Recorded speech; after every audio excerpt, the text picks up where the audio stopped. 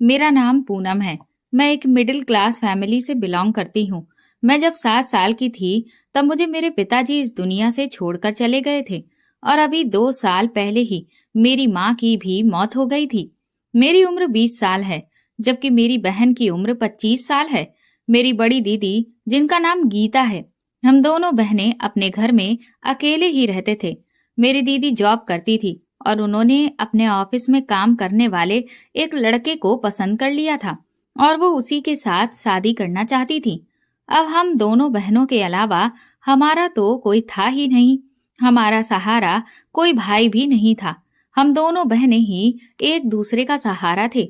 मेरी दीदी ने मेरा हमेशा ही बहुत ख्याल रखा था। वो मेरा साथ बिल्कुल एक माँ की तरह ही रहती थी। मम्मी पापा के मर जाने के बाद दीदी ने ही मेरा ख्याल रखा। मेरे लिए मेरी माँ और बाप दोनों मेरी दीदी ही थी। हम दोनों बहनों में ज्यादा फर्क नहीं था। मैं अपनी दीदी से ज्यादा हेल्दी थी, इसलिए मैं उनसे बड़ी लगती थी। मैंने बीए कंप्लीट करने के बाद अपनी पढ़ाई को छोड़ दिया था, क्योंकि हमें घर के काम की बहुत ज्यादा परेशानी होती थी। हम दोनों बहनें अपने घर में बहुत सफाई रखते थे। हमारा घर बहुत बड़ा था। ये हमारे पापा ने बड़ी ही मेहनत से बनवाया था। मेरे पापा जीते जी कहते थे कि ये घर मेरी दोनों बेटियों का है। जब उनकी शादी हो जाएगी तो ये घर आधा आधा मैं इन दोनों को दे दूंगा। और अब जबकि मेरे मम्मी और पापा दोनों ही इस दुनिया में नहीं हैं, तो ये घर हमारा ही हो गया है। वैसे भी घर की रौनक तो माँ बाप से ही होती है।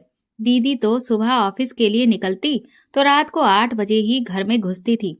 पढ़ाई पूरी होने के बाद मैंने घर में ही ठहरने का फैसला कर लिया था। मैं घर में ही रहती थी। सारा दिन अकेले रह रह कर बोर हो जाती थी, इसीलिए मैं बच्चों को ट्यूशन पढ़ाने लगी थी। इसी तरह मेरा टाइम भी पास हो जाता था और घर के भी सारे काम हो जाते थे। मेरी दीदी जिस लड़के को पसंद करती थी, वो अपने माता पिता का इकलौता बेटा था। इसके माता पिता गांव में रहते थे और वो लोग बहुत ज्यादा गरीब थे। वो यहीं शहर में रहकर अपने माता पिता को हर महीने अपनी सैलरी भेज दिया करता था। जब उसने मेरी दीदी को पसंद कर लिया तो उसने मेरी दीदी के साथ शादी करने का फैसला कर लिया। हमें तो इस रिश्ते से कोई भी ऐतराज नहीं था, क्योंकि लड़का बहुत अच्छा था। मुझे भी बहुत अच्छा लगा था और वो मेरी दीदी से बहुत ज्यादा प्यार करता था। उसने अपने माता पिता को मेरी दीदी के बारे में सब कुछ बता दिया था और दीदी की फोटोज भी सेंड कर दी थी। उसके घर वालों को मेरी दीदी बहुत पसंद आई थी और उन्होंने इस रिश्ते के लिए हाँ कर दी थी और कहा था कि जल्द से जल्द शादी करके हमारी बहू को हमारे पास भेज दो। मेरी दीदी गांव नहीं जाना चाहती थी। वैसे भी रवि जीजू तो शहर में काम करते थे। मेरी दीदी ने सोचा कि जब रवि शहर में काम करता है तो वो गांव जाकर क्या करेंगी। रवि जीजू ने अपने माता पिता से जब इस बारे में बात की तो उन्होंने कहा कि बस हमें इसी बात का डर है कि पत्नी मिल जाने के बाद तुम बदल ना जाना। हम बूढ़े माता पिता का फिर क्या होगा। मेरी दीदी ने अपने सास ससुर से बात की और उन्हें भरोसा दिलाया कि वो कभी उनसे उनका बेटा नहीं छीनेंगी। जो हक वो अपने माता पिता को पहले से ही देता आया है, शादी के बाद भी मैं भी वही हक आपको देना चाहती हूँ, क्योंकि हम दोनों बहनें भी तो बेसहारा हैं और बिना माता पिता की जिंदगी गुजार रहे हैं। हमसे ज्यादा माता पिता की अहमियत शायद ही है जो कोई भी समझ सकता है। रवि जीजू के माता पिता को मेरी दीदी की ये बात बहुत प्यार भरी और समझदारी भरी बातें बहुत ज्यादा पसंद आई थी। वो लोग छुट्टियों में हमारे घर पे आ गए थे और इसी तरह से रवि जीजू और गीता दीदी की शादी हो गई। शादी ज्यादा धूमधाम से नहीं की गई थी, क्योंकि फालतू का खर्च ही होना था। ना तो रवि जीजू के ज्यादा रिश्तेदार थे और ना ही हमारा इस दुनिया में कोई था। इसीलिए हमने बहुत ही सिंपल तरीके से शादी कर ली थी। रवि जीजू के माता पिता मेरी दीदी से बहुत खुश हुए थे। रवि जीजू दीदी को अपने किराए वाले फ्लैट में लेकर चले गए थे और उनके माता पिता वापस अपने गांव लौट गए थे। 1 हफ्ता मेरी दीदी वहां पर ही रही।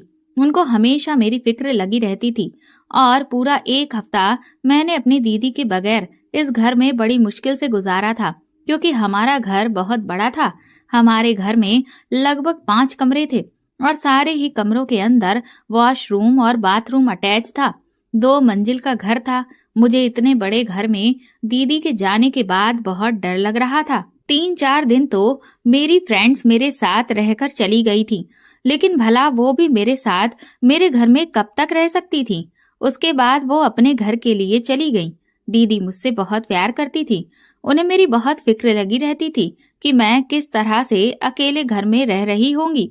और फिर मैं जॉब भी तो नहीं करती थी, दीदी ही तो जॉब करती थी। उन्हीं की कमाई से तो मेरा भी गुजर बसर हो रहा था। दीदी की शादी को 1 हफ्ते से ज्यादा ही हुआ था। दीदी अपने सामान के साथ हमारे घर पर आ गई और उन्होंने कहा कि मेरा तुम्हारे बिना दिल नहीं लगता। मुझे हमेशा तुम्हारी फिक्र लगी रहती है। मैं तुम्हारे साथ यहीं पर ही रहूंगी। मैंने दीदी को बोला भी कि कहीं ऐसा ना हो कि रवि जीजू नाराज हो जाएं। दीदी ने कहा उन्हें भी तुम्हारी फिक्र थी। उन्हें जब मुझसे मिलना होगा वो यहाँ पे आ जाया करेंगे। पर मुझे ये सब कुछ ज्यादा अच्छा नहीं लगा था। लड़की का असल घर उसका ससुराल ही होता है। मेरे दिमाग में अचानक ही एक आइडिया आ गया। हमारा घर बहुत बड़ा था और हमारे घर में कमरे भी बहुत सारे खाली पड़े हुए थे। सिर्फ मैं और मेरी दीदी एक ही कमरा तो इस्तेमाल करते थे। इसीलिए मैंने अपना आइडिया अपनी दीदी को बताया था कि क्यों ना आप और जीजू हमारे ही घर पे रह लो। वैसे भी रवि जीजू कितने सालों से किराए के फ्लैट में रह रहे हैं। आप दोनों इस घर में रहोगे तो आपका किराया भी बचेगा और आप दोनों को मेरी फिक्र भी नहीं होगी। इस चीज से मुझे भी फायदा होगा। मुझसे भी यहाँ का अकेलापन बर्दाश्त नहीं हो रहा था। मुझे भी आप लोगों का साथ मिलेगा तो बहुत खुशी मिलेगी। दीदी को भी मेरा ये आइडिया बहुत पसंद आया था। फिर उन्होंने अपना आइडिया रवि जीजू को बताया। रवि जीजू ने कहा बात तो बिल्कुल ठीक है, लेकिन मैं फ्री में वहां पर नहीं रह सकता। मुझे अच्छा नहीं लगेगा। दीदी ने कहा आप एक बार घर पर आ जाओ, फिर साथ में बैठकर बातें करते हैं। ये कहकर दीदी ने फोन काट दिया था। जब रात के टाइम पे जीजू घर आए तो मैंने उन्हें घर में रहने के लिए तैयार कर लिया था और ये भी कहा था कि आप लोग किराए की जगह मुझे अपना समझकर अपने साथ रख लो। यही मेरे लिए बहुत है। जीजू मुझे अपनी बहन समझते थे। उन्होंने कहा मेरा इरादा तो था कि मैं तुम्हें अपने साथ फ्लैट में ही ले चलूं, लेकिन फ्लैट बहुत ज्यादा छोटा है। हम 2 लोगों का गुजारा ही वहां पर बड़ी मुश्किल से होगा। इसलिए मैंने तुम्हें वहां ले जाने के लिए नहीं कहा। मैंने कहा कोई बात नहीं, अब आप लोग यहाँ पर मेरे साथ रहोगे। अब यही आपका घर है। वैसे भी ये घर मेरी दीदी और मेरे दोनों का ही तो है। जीजू बहुत अच्छे थे। वो हमारे घर में रहने के लिए तैयार हो गए। उन्होंने अपना फ्लैट खाली कर दिया और वहां से सामान हमारे घर में शिफ्ट हो गया। अब दीदी और जीजू सुबह को साथ जॉब करने के लिए चले जाते थे और मैं उन दोनों पति पत्नी के लिए रात का खाना तैयार कर लिया करती थी। इस तरह से दिन गुजरते चले गए। मेरी दीदी की शादी को पूरे 2 साल हो गए थे और अभी तक मेरी दीदी को कोई औलाद नहीं हो सकी थी। दीदी को भी बच्चों का बहुत शौक था। उधर जीजू को भी बच्चे बहुत अच्छे लगते थे। दीदी ने काफी सारे डॉक्टरों को भी दिखा दिया था, पर रिजल्ट कुछ भी नहीं आया था। और फिर धीरे धीरे 4 और फिर 5 साल मेरी दीदी की शादी को गुजर गए थे और अभी तक हमारे घर में बच्चों की किलकारी नहीं गूंजी थी। मैं भी अपने घर में रौनक देखना चाहती थी। बच्चों की चहल पहल, बच्चों की आवाजें, उनके साथ खेलना चाहती थी। लेकिन हम सब बहुत मायूस हो चुके थे और अब तो मेरी दीदी भी हार मानने लगी थी। दीदी मेरी शादी की बहुत ज्यादा जिद किया करती थी, लेकिन मैं अभी शादी नहीं करना चाहती थी। मेरी चाहत थी कि पहले मैं अपनी दीदी के बच्चों के साथ खूब खेलूं, उसके बाद मैं शादी करके अपने ससुराल चली ही जाऊंगी। लेकिन शायद मेरी ये ख्वाहिश ही रह जानी थी। किसी ने हमें तीर्थ यात्रा पर जाने की राय दी तो किसी ने हमें घर में हवन करने के लिए कहा था और किसी ने तांत्रिक बाबा के पास जाने के लिए बोला था। मैं खुद दीदी के साथ हर जगह जाती थी क्योंकि वो भी तो अकेली होती थी। रवि जीजू तो ऑफिस चले जाते थे। मेरी दीदी ने शादी के 3 साल तक जॉब की। फिर मेरी दीदी की तबीयत खराब रहने लगी थी और फिर उनको प्रेगनेंसी भी तो नहीं रही थी। इसी वजह से जीजू ने दीदी की जॉब छुड़वा दी और उनसे कहा कि तुम घर में रहकर आराम करो। दीदी के साथ साथ मैं भी काफी सारी जगह पे जा चुकी थी क्योंकि मेरी दीदी प्रेग्नेंट होने के लिए बहुत सारी कोशिशें कर रही थी और हर बार उनकी कोशिश नाकाम हो जाती थी।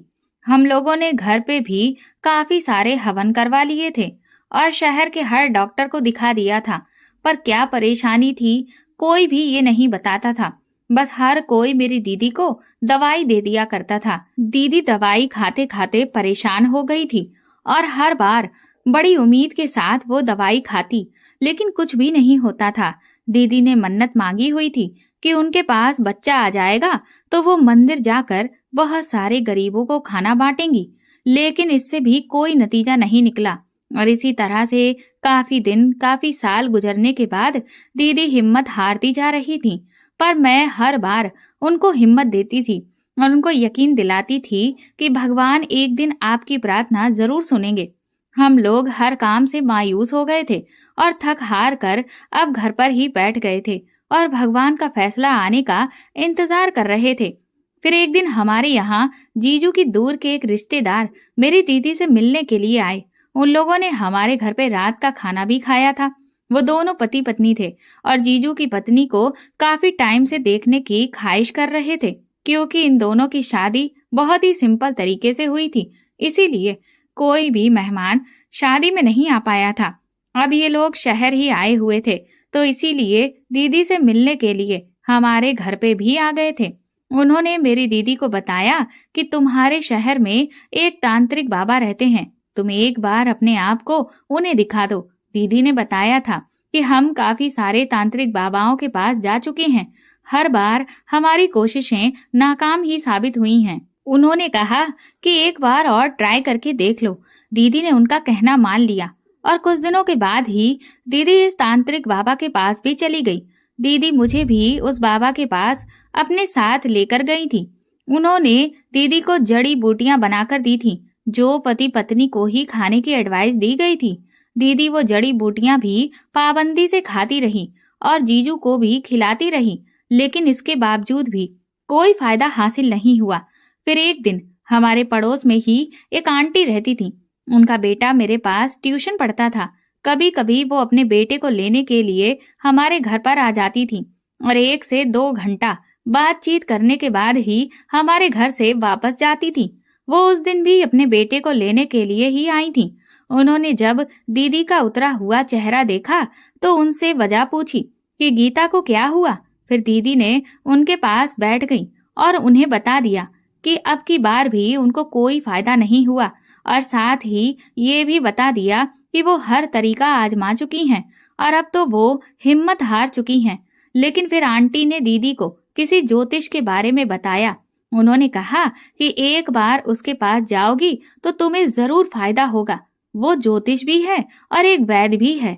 वो तुम्हारी कुंडली देखकर बता देंगे कि तुम्हारी कुंडली में बच्चा है भी या नहीं। अगर होगा तो वो तुम्हारा इलाज करना शुरू कर देंगे और अगर नहीं होगा तो वो तुम्हें मना कर देंगे। तुम्हें भरोसे पे नहीं रखेंगे और मुझे भरोसा है कि तुम जरूर प्रेग्नेंट हो जाओगी। तुम्हें बहुत ज्यादा फायदा होगा।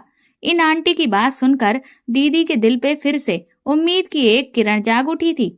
दीदी ने अगले ही दिन उन वैद्य जी के पास जाने का फैसला कर लिया था। अब की बार दीदी वैद्य जी के पास अकेली ही गई थी, क्योंकि बच्चों के एग्जाम चल रहे थे और मेरे पास दीदी के साथ जाने का टाइम नहीं था। दीदी जब घर आई तो मैंने देखा कि वैद्य जी ने दीदी को कुछ सफेद सफेद पाउडर जैसा पानी में मिलाकर खाने के लिए दिया था और कहा था कि इसका आपको रोज सेवन करना है, और साथ ही उन्होंने 2 लौंग भी दीदी को दी थी। उनसे कहा कि इन दोनों लौंगों को तुम्हें 15 दिन तक अपनी साड़ी के पल्लू में बांधकर रखना है और सोते समय इन दोनों लौंगों को अपने शरीर पर मल लेना है। इसके बाद फिर से दोबारा इसको अपने दुपट्टे के पल्लू में बांध लेना। मुझे तो ये वैद्य जी कम और तांत्रिक बाबा ज्यादा लग रहे थे। वैसे भी आंटी जी ने बताया था कि वो एक ज्योतिषी भी हैं। दीदी ने उस वैद्य जी के बताए हुए तरीके के मुताबिक ही सब कुछ किया। उस लौंग को अपनी साड़ी के पल्लू से बांध लिया और रात को वो उसको मल के दोबारा से साड़ी के पल्लू में बांध लेती थी, और साथ ही साथ वो उन्होंने जो सफेद पाउडर की पुड़िया दी थी उसको भी पानी के साथ ले रही थी। अगले हफ्ते ही दीदी प्रेग्नेंट हो गई। दीदी जब प्रेग्नेंट हुई तो मैं बहुत हैरान रह गई थी। ये सब कुछ आखिर कैसे हो गया? दीदी इन दो चीजों की वजह से इतनी आसानी से प्रेग्नेंट हो गई। भला ऐसा कैसे हो सकता है? फिलहाल दीदी तो बहुत ज्यादा खुश थी क्योंकि वो माँ बनने वाली थी। वो तो खुशी से फूली नहीं समा रही थी। उन्होंने ये गुड न्यूज जीजू को सुनाना चाहा। जब जीजू घर पे आए तो दीदी ने उनको बड़ी खुशी खुशी ये गुड न्यूज सुना दी और वो भी ये बात सुनकर बहुत हैरान हुए थे कि पिछले 5 सालों में तो ऐसा कुछ भी नहीं हुआ, तो फिर अब एक मामूली वैद्य के पास जाने से इतनी जल्दी वो प्रेग्नेंट कैसे हो गई? जीजू ने दीदी से डॉक्टर के पास चलने के लिए कहा तो दीदी ने साफ इनकार कर दिया और ये कह दिया कि डॉक्टर के पास नहीं जाएंगी। डॉक्टर उल्टी सीधी दवाइयां दे देते हैं और फिर उनको इतने समय के बाद ये गुड न्यूज मिली है जिसको अब वो बर्बाद नहीं करना चाहती हैं। लेकिन मेरे दिमाग में अभी तक यही सब कुछ चल रहा था कि भला ये सब कुछ मुमकिन कैसे हो सकता है? सिर्फ 2 लौंग के टुकड़े अपने शरीर पर मलने से और वो सफेद पुड़िया, उसमें ऐसा क्या है जिसका सेवन करने से दीदी प्रेग्नेंट हो गई? जबकि मेरी आंखों देखी ही बात है कि दीदी ने कोई भी डॉक्टर नहीं छोड़ा और ना ही कोई तांत्रिक बाबा छोड़ा। बहुत से तांत्रिक बाबा ने भी दीदी को जड़ी बूटी और ना जाने क्या क्या इस्तेमाल करने के लिए दिया था, पर दीदी उन चीजों से भी प्रेग्नेंट नहीं हुई थी। तो फिर ये सब क्या था? इस सब से तो वो बहुत जल्दी ही रिजल्ट निकल कर आ गया था जिसका ज्यादा इंतजार भी अब नहीं करना पड़ा था। माँ बनना या नहीं बनना ये सब कुछ तो भगवान के हाथ में है। फिर इस वैद्य ने मेरी दीदी को ऐसा क्या कर दिया था? ये सब कुछ कैसे मुमकिन था? मेरी तो कुछ भी समझ में ही नहीं आ रहा था। मुझे दीदी की हरकतें भी बड़ी अजीब सी लगने लगी थी। और तो और हैरानी की बात ये थी कि 15 दिन गुजरते ही दीदी का पेट भी बढ़ता हुआ नजर आने लगा था। मैं बहुत ज्यादा हैरान रह गई थी कि भला प्रेग्नेंट लेडी का पेट भी तीसरे या चौथे महीने में बाहर निकलने लगता है, पर मेरी दीदी का पेट तो 15 दिन के बाद ही बढ़ना शुरू हो गया था। मैं अगर दीदी से कुछ कहती तो वो मुझे डांट देती थी और कहती थी कि तुम ज्योतिष पर शक कर रही हो। उन्होंने मेरी कुंडली को देखकर बताया था कि तुम्हारी कुंडली में माँ बनने का सुख बहुत जल्दी ही लिखा है, तुम जल्दी ही माँ बन जाओगी। और उनकी कही हुई बात बिल्कुल सही साबित हुई। देखो, मुझे 1 हफ्ते के बाद ही ये गुड न्यूज मिल गई। मैंने अब दीदी से इससे रिलेटेड कोई भी सवाल पूछना बंद कर दिया था, लेकिन अब मुझे ये गुड न्यूज जानने का इंटरेस्ट जागने लगा था। मैं जानना चाहती थी कि भला ये सब कुछ इतनी जल्दी कैसे हो गया जो इतने सालों में नहीं हुआ, वो 1 हफ्ते में कैसे हो गया। एक दिन मेरी दीदी बाथरूम में नहाने के लिए गई थी और उन्होंने अपनी वो साड़ी उतार कर बाथरूम में ही टंगी छोड़ दी थी, जिस साड़ी के पल्लू में वो 2 लौंग बंधी हुई थी। मैं पहले किचन में गई और मैंने गरम मसाले के डिब्बे से 2 लौंग निकाल कर अपने हाथ में रख ली और फिर व्हाइट सोडा निकाला, उसकी कुछ पुड़ियां बनाई और जाकर दीदी की असली वाली पुड़िया अपने पास रख ली और वो व्हाइट सोडे वाली पुड़िया से बदल दी।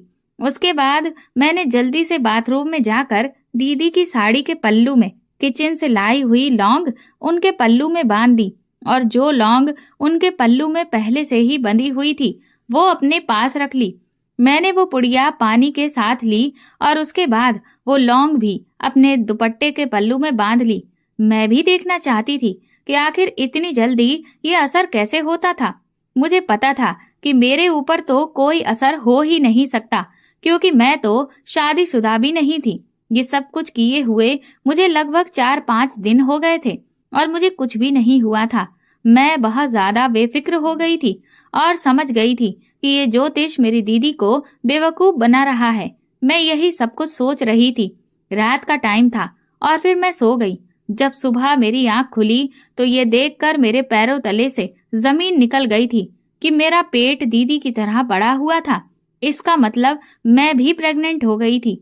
मैं बहुत परेशान हो गई थी। मेरे पेट को अचानक से क्या हो गया? मेरा पेट बिल्कुल प्रेग्नेंट लेडी की तरह हो गया था। मैं परेशान थी कि मेरी तो अभी तक शादी भी नहीं हुई, फिर मैं प्रेग्नेंट कैसे हो सकती हूँ? मैं अब बिल्कुल प्रेग्नेंट औरत की तरह लग रही थी। अब मैं दीदी और जीजू के सामने भी नहीं आती थी और मुझे रह रहकर ये ख्याल आ रहा था कि मैं दुनिया वालों से कैसे नजर मिलाऊंगी। कोई भी मेरी बात पे यकीन नहीं करेगा। मैंने बच्चों को, पेरेंट्स को भी फोन करके मना कर दिया था कि वो ट्यूशन पढ़ने के लिए ना आए। मैं कुछ दिनों के लिए कहीं बाहर जा रही हूँ। बच्चों से तो मेरी जान छूट गई थी, लेकिन जो घर के लोग थे उनसे मैं अपनी जान कैसे छुड़ाती। मैं सारा दिन अपने कमरे में ही रहने लगी थी। अपना पेट भी मैं सबसे छुपा कर रखती थी।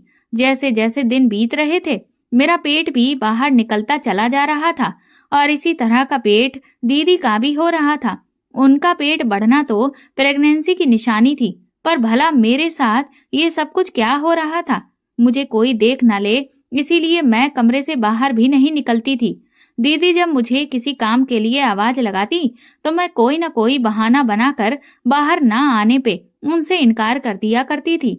जीजू भी दीदी से मेरे बारे में पूछते थे कि पूनम कहीं दिखाई नहीं दे रही, आजकल वो मुझसे बातचीत भी नहीं करती है।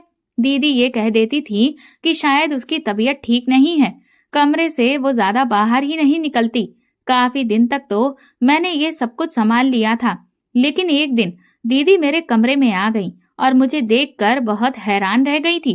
उन्होंने मेरे मुंह पे थप्पड़ भी मार दिया था और कहा था कि अगर ऐसी कोई बात थी तो तुम हमें भी बता सकती थी, हम खामोशी से तुम्हारी शादी कर देते, पर तुम्हें हमारी इज्जत पे दाग लगाने की क्या जरूरत थी। मैं बहुत ज्यादा शर्मिंदा हो रही थी और मेरी समझ में ये नहीं आ रहा था कि दीदी को मैं किस तरह से अपनी सच्चाई का यकीन दिलाऊंगी।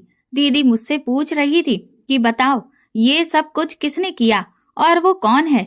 मेरे मुंह से उनको कुछ भी बताया ही नहीं जा रहा था और मैं रोने लगी। मेरे आंसू निकल रहे थे।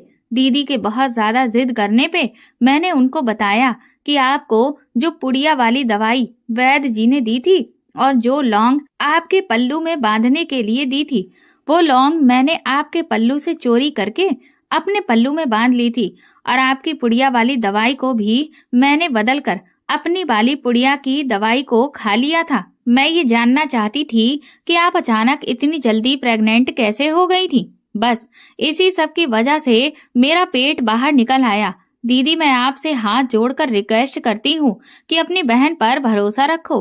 आपकी बहन ने कभी कुछ भी गलत करने के बारे में सोचा तक नहीं। जो मैं बता रही हूँ वही सच है। यही वजह है कि मेरा पेट प्रेग्नेंट लेडी की तरह लगने लगा। दीदी को भी ये सब सुनकर बहुत हैरत हुई थी कि मैं तो शादीशुदा भी नहीं थी, फिर मेरे साथ ऐसा कैसे हुआ। फिर दीदी ने मुझे कहा कि तुम अभी कुछ दिन तक अपने कमरे में ही रहना और बिल्कुल भी तुम्हें बाहर निकलने की जरूरत नहीं है, चाहे कुछ भी हो जाए, लेकिन तुम अभी कमरे से बाहर मत निकलना। मैंने दीदी से कहा अगर घर पर कोई आ गया और उसने मेरे बारे में पूछा तो? दीदी कहने लगी मैं उन्हें खुद संभाल लूंगी। मैंने दीदी की कही हुई बात पे यकीन कर लिया था। मुझे अपने ट्यूशन के बच्चों की भी छुट्टी करते हुए काफी दिन हो गए थे, इसीलिए उनके पेरेंट्स का आना जाना हमारे घर पर लग रहा था और वो मेरे बारे में बार बार पूछ रहे थे। दीदी ने काफी लोगों को तो ये कहकर रवाना कर दिया था कि मैं शहर से बाहर गई हुई हूँ, कुछ दिनों के बाद ही वापस लौटूंगी। मैं अपने कमरे से बाहर ही नहीं निकलती थी, लेकिन भला ये राज कब तक छुपता? कभी न कभी तो सबके सामने आना ही था। और फिर एक दिन आ भी गया। एक दिन फिर से एक बच्चे की मम्मी हमारे घर पे आई, लेकिन वो तो हमारे घर पे जमकर ही बैठ गई थी। दीदी ने उन्हें बताया और उनके सामने चाय नाश्ता भी रख दिया। अब वो दीदी से बातें कर रही थी कि अचानक उन्हें हमारा पूरा घर देखने का ख्याल आ गया। दीदी ने उनसे बहुत सारे बहाने बनाए और ऊपर के पोर्शन वाले सारे ही कमरे दिखा दिए, लेकिन वो नीचे वाला कमरा भी देखना चाहती थी जिस कमरे में मैं थी, और वो समझ गई थी कि मेरी दीदी उनसे कुछ न कुछ छुपा रही है। उस औरत को मेरी दीदी बहुत ही अजीब सी लग रही थी। फिर वो हुआ जिसके बारे में मैं सोच भी नहीं सकती थी। दीदी के पास अचानक किसी की कॉल आ गई। वो फोन पे बात करने में बिजी हो गई और उस बच्चे की मम्मी ने कमरे का दरवाजा खोल ही लिया और वो मेरे कमरे के अंदर आ गई। उसकी नजर जैसे ही मुझ पर पड़ी वो हैरान रह गई थी। मैं भी उन्हें देखकर हक्का बक्का सी रह गई थी। अब क्या होगा? अब तो मेरी इज्जत सिर्फ भगवान के हाथ में ही थी। फिर ऐसा हुआ कि अचानक से उस औरत के मोबाइल पे किसी की कॉल आ गई थी और कॉल आने वाले इंसान ने बताया था कि उसकी बेटी की बहुत ज्यादा तबीयत खराब है। वो फौरन उल्टे पैर हमारे घर से भागी चली गई। तब जाकर हमारी सांस में सांस आई थी।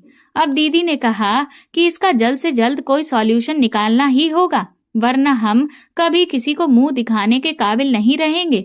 इस टाइम तो भगवान ने हमारी इज्जत को बचा लिया था, लेकिन आगे क्या होने वाला था ये तो हमें भी पता नहीं था। दीदी ने जीजू को बताने का फैसला किया तो मैं बहुत ज्यादा डर गई थी। मैं नहीं जानती थी कि उसको इस बारे में पता चले, क्योंकि मुझे पता था कि वो भी अपनी साली को गलत ही समझेंगे और सोचेंगे कि जरूर उनकी साली का किसी के साथ अफेयर चल रहा है और ये सब कुछ किसी लड़के का ही किया धरा है। दीदी ने मुझे तसल्ली दी और कहा कि मैं तुम्हारे साथ हूँ। मुझे पता है कि तुमने कुछ नहीं किया, तो फिर तुम्हें डरने की कोई जरूरत नहीं है। लेकिन ये कोई छोटी बात नहीं थी, एक कुंवारी लड़की का प्रेग्नेंट होना।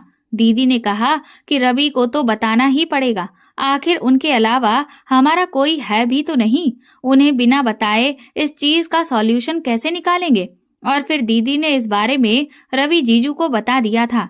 जीजू मुझ पर बहुत ज्यादा गुस्सा हुए थे। मुझे पता था कि उनको भी दवाई वाली बात पर यकीन नहीं आएगा और उनका भी यही कहना था कि तुम्हारी बहन ने बहुत गलत कदम उठाया है।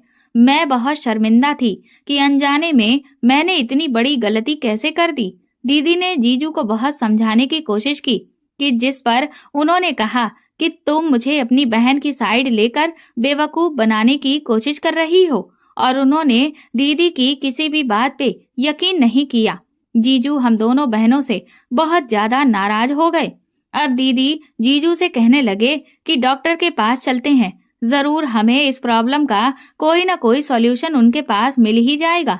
लेकिन जीजू ने इस बात पे कोई भी जवाब नहीं दिया और वो अपने कमरे में चले गए और मैं भी अपने कमरे में चली गई थी और बहुत रोई थी। ये सब कुछ मेरे साथ क्या हो रहा है। मैं जीजू की नजरों में भी गिर गई थी।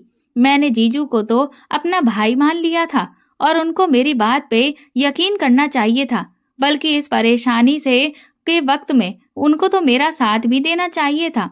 पर वो तो ऐसे थे कि हम लोगों से ही नाराज हो गए थे। मैं उनसे नजरें मिलाने के काबिल नहीं रही थी। जीजू हमें जब कमरे से बाहर देखते तो दीदी पे गुस्सा करते थे और उनसे कहते थे कि अपनी बहन को कमरे के अंदर लेकर जाओ, मुझे इसकी शक्ल भी नहीं देखनी। जब मैं घर आया करूं तो ये मेरे सामने ना आया करे। दीदी ने रात के टाइम पे जीजू से सब कुछ समझाया कि वो लड़की है, हमें उसका साथ देना चाहिए और उसकी परेशानी को दूर करना चाहिए, वरना उससे कौन शादी करेगा। फाइनली जीजू ने मुझे डॉक्टर के पास ले जाने के लिए तैयार हो गए, लेकिन जीजू ने दीदी से सख्ती से मना किया था कि दिन के टाइम पे तुम से इसे अपने साथ घर से बाहर लेकर मत निकलना, मौका देखकर ही तुम इसे डॉक्टर के पास लेकर जाना। दीदी मुझे मौका देखकर डॉक्टर के पास ले आई थी। मैं बहुत घबरा गई थी कि अब आगे क्या होगा। मेरे साथ डॉक्टर के क्लिनिक पे काफी भीड़ थी। वहां पे हम लोग लगभग 1 घंटा बैठे रहे थे, लेकिन जब हमारा नंबर आने लगा तो डॉक्टर के चेकअप करने का टाइम खत्म हो गया था और हमें कल फिर से दोबारा यहाँ पे आना था। हम लोग घर पे चले गए थे। हम लोग घर आए तो जीजू ने दीदी से पूछा कि क्या हुआ, डॉक्टर ने क्या बताया, जिस पर दीदी ने बताया कि डॉक्टर के चेकअप करने का टाइम खत्म हो गया था, इसीलिए हम घर को वापस आ गए और अब हम कल फिर से जाएंगे। मेरी ये रात बड़ी ही भारी गुजरी थी और मुझे दिन निकलने का इंतजार था। मैं सारी रात जागती रही थी। मुझे इंतजार था कि कब सुबह होगी और मेरी मुश्किलें खत्म होंगी।